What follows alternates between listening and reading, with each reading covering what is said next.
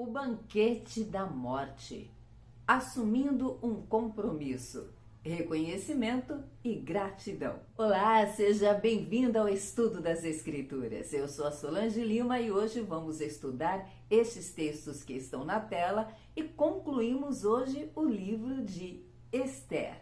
Na leitura de ontem, vimos que Amã foi levado até um jantar, um banquete com a rainha Esther e o rei Assuero. Amã não fazia ideia do que o esperava para este jantar. Contextualizando rapidamente, a rainha Esther havia preparado este banquete para pedir ao rei que libertasse ela e o seu povo da morte. Morte essa que havia sido arquitetada por Amã. 127 províncias que estavam sob o domínio do rei Assuero. O que Assuero não sabia é que este povo, que ele deu ordem a Amã para que exterminasse, era o povo da sua amada esposa, rainha Esther, coisa que Amã também não tinha ideia. Amã chega a este banquete logo após ter passado pela angústia, a vergonha, a dor e a desonra de ter que honrar o seu grande inimigo, Mardoqueu, que era primo da rainha Esther. E por intermédio dele, a rainha Esther soube deste plano para exterminar os judeus. E depois de 3 dias de preparo, de jejum, a rainha Esther agora vai colocar o seu plano em execução e finalmente revelar ao rei qual é o seu grande pedido. O rei então pergunta à rainha Esther: qual é finalmente o seu pedido, rainha? A rainha, diante do rei, expressa o seu desejo de que a vida dela e de seu povo seja poupada. E deixa muito claro que a situação é muito além de uma escravização. Ela explica que não é o caso de sermos escravizados, pois se fosse somente isso, não estaria aqui tomando o tempo do rei.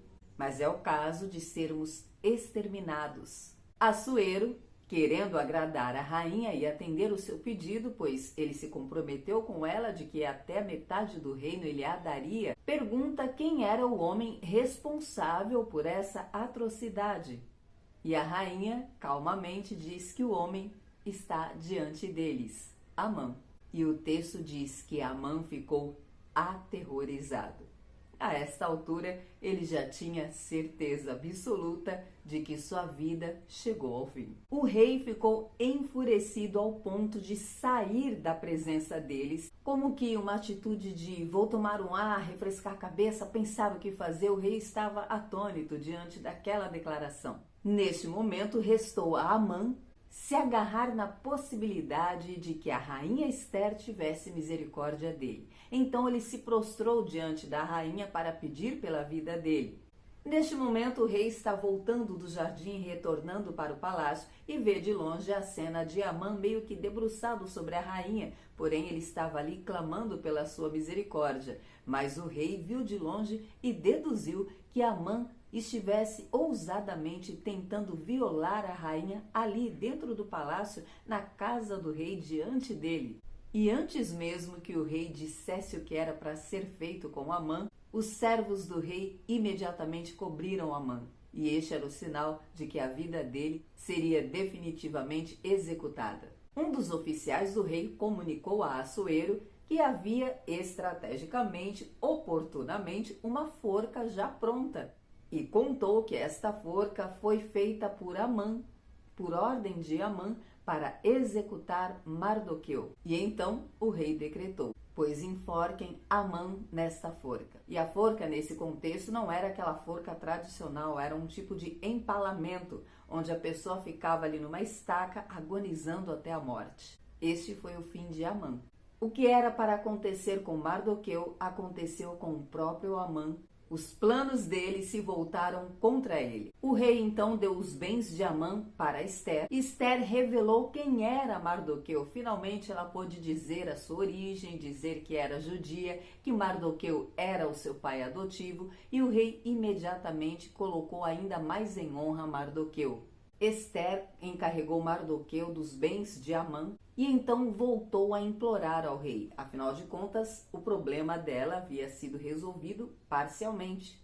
O desejo real dela era que o seu povo, não somente ela, mas todo o seu povo, fosse livre daquele mandado de execução. Porém, um decreto do rei não podia ser revogado. O rei então arrumou uma alternativa. Ele deu a Mardoqueu toda a autorização e o anel para que Mardoqueu fizesse novas cartas e enviasse a todas as províncias com a máxima urgência, dando a todo e qualquer judeu o direito de se defender. O judeu não ia atacar, não ia partir deles o ataque. Eles estavam recebendo ordem de se defenderem, receberam a ordem, a autorização e também as ferramentas e as possibilidades para que pudessem se defender contra os ataques. Este ataque, conforme a ordem escrita por Amã e decretada pelo rei com o selo de seu anel, seria feito em um único dia. Foi lançada uma sorte para dizer qual era esse dia.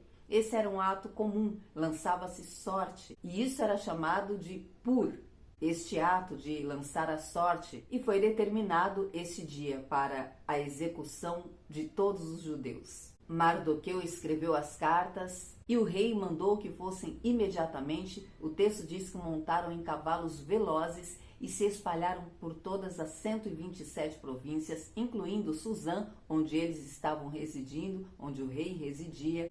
E Mardoqueu então saiu da presença do rei, coberto de honra, com trajes que mostravam toda esta honra, mostravam o seu novo posto, o seu novo posicionamento, um manto de linho fino e de púrpura, e a cidade de Suzã estava em êxtase, em alegria. Tratava-se de um judeu colocado sobre um posto máximo. E a rainha, agora reconhecidamente, era judia.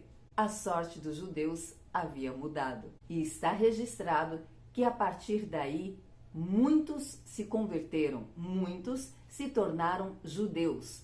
Através do testemunho de Mardoqueu, da honra que foi dada a Mardoqueu, da mudança do rumo da história, foi visto o poder do Deus dos judeus e muitos se converteram. Chegou o dia do confronto e os judeus venceram todos os seus inimigos. Incrivelmente, dentro da cidade de Suzã, houve pessoas que foram enfrentar os judeus, mesmo sabendo que a rainha era judia, que o rei havia decretado que os judeus deveriam se defender. Eles ousaram enfrentá-los. Entre eles estavam os 10 filhos de Amã. Os judeus mataram 500 homens na cidade de Suzã e todos os 10 filhos de Amã. E então o rei Assuero disse à rainha Ester: mataram 500 homens, mataram os filhos de Amã, o que mais eu posso fazer por você? E Ester então fez mais um pedido: que os homens de Suzã, que odiavam os judeus e ainda estavam vivos, fossem mortos, e que os filhos de Amã fossem enforcados. E o rei atendeu o pedido de Ester. Deus mudou a sorte do seu povo e agora uma nova festa é instituída, a festa do Purim, decretada por Mardoqueu para comemorar este dia da grande vitória dos judeus. E no dia do Purim, eram 2 dias de festa que foi decretado, ele fez cartas espalhando para todos os povos, para todos os judeus, dizendo que todos os anos esta festa deveria ser feita. Purim, porque vem do nome Pur, que era a sorte que foi lançada sobre esse povo. A sorte foi mudada, o choro tornou-se em festa, o pranto em alegria, e portanto justificava-se uma festa, um momento de alegria. E no dia dessa festa, eles deveriam trocar presentes entre eles, alimentar os que não tinham alimentos, se ajudarem, se apoiarem, celebrarem juntos. E assim nasceu o Purim, que é comemorado até os dias de hoje. E assim concluímos o livro de Ester.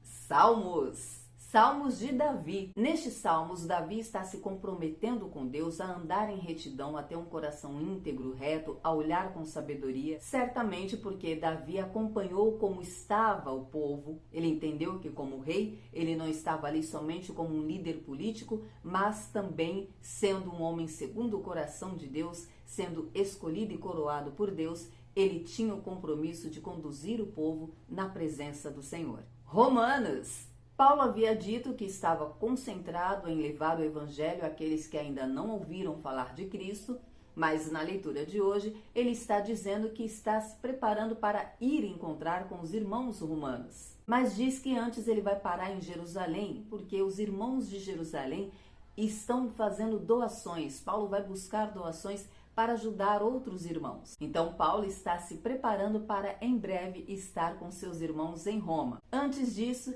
ele manda recomendações para que recebam bem alguns irmãos que estarão com eles, conhecidos de Paulo, amigos de caminhada, que sofreram com ele, que o acolheram, que intercederam por ele. Paulo inclusive pede que intercedam pela vida dele, e Paulo apresenta alguns nomes de irmãos que andaram com ele, o ajudaram, e pede que a igreja os receba. Entre eles está Priscila e Áquila. Paulo também cita 2 pessoas que estiveram presos com ele, e segundo Paulo são pessoas que se converteram ao evangelho antes dele, muito provavelmente foram alcançados pela pregação de Pedro e dos apóstolos que vieram antes de Paulo, e ele diz que esses homens eram muito bem vistos por todos os apóstolos. E amanhã Paulo vai concluir esta lista de recomendações. Então, até amanhã, se Deus disser que sim.